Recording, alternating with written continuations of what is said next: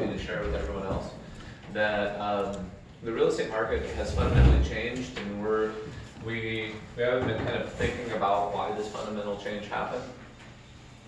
And specifically, during the last market cycle, so in the late 90s through, let's call it 2006, what happened was we gave people loans that shouldn't have got loans, right? Okay, so technically what we did was we borrowed buyers from the future. Okay? In other words, buyers that didn't qualify. We borrowed them from the future and put them into homes. And then the market crashed and everything went into foreclosure. Since this, so now we're over here in this next up run, 2012 to whenever it finishes. You know, let's just call it for what it is, 2020, D-Day. Less buyers, so the percentage of home ownership in America has gone down. We have less homeowners. Antoine, do we know why that is? We're gonna go there here in 2 seconds. P.S. Singapore has the highest rate of home ownership in the world, just in case you're wondering. Nerd fact. The percentage of Americans that own homes right now is the same after it was right after the Great Depression. So we're shifted. So we've Isn't it got like in some. the 40s, 50%, something like that? No, The higher? I believe it's 68%, and we peaked out at 74 or something like that.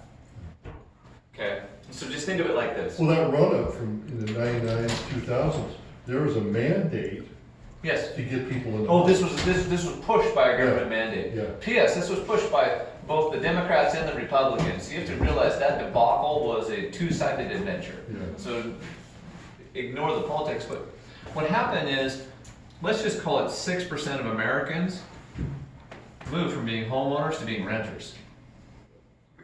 In that crash? Yeah. Okay. But there's also another thing that's come up. We've got these millennials. Okay? Does a millennial say on their Instagram account, I want to own a home, or I want to travel to Phuket? I want to go to Phuket. I want to go to Thailand. I want to go somewhere. Okay? They don't say, man, I want to grow up and be responsible and own a home. So we've got kind of a mindset shift about home ownership, number one. A lot of things. About a lot of things. These people, they grew up through this though. They saw this crash, or they were just getting out of high school, or whatever it may be. These. So we got a mindset shift. We have an affordability issue. Okay. And then these two things, well, and we also have a lack of a down payment. Let's put that one out there. But these things right here specifically are removing a first-time buyer. What drives the market? What is the biggest chunk of the market? New buyers into First-time home buyers.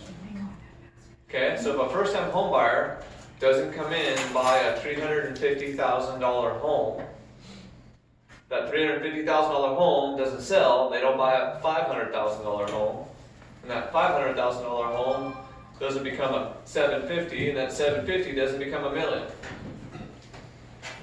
So you got a percentage of the market that's just missing. That may never come back. Okay? How long will it take this to work out of our society? 50 years? Till their kids are 10 adults. 10 to 20 years.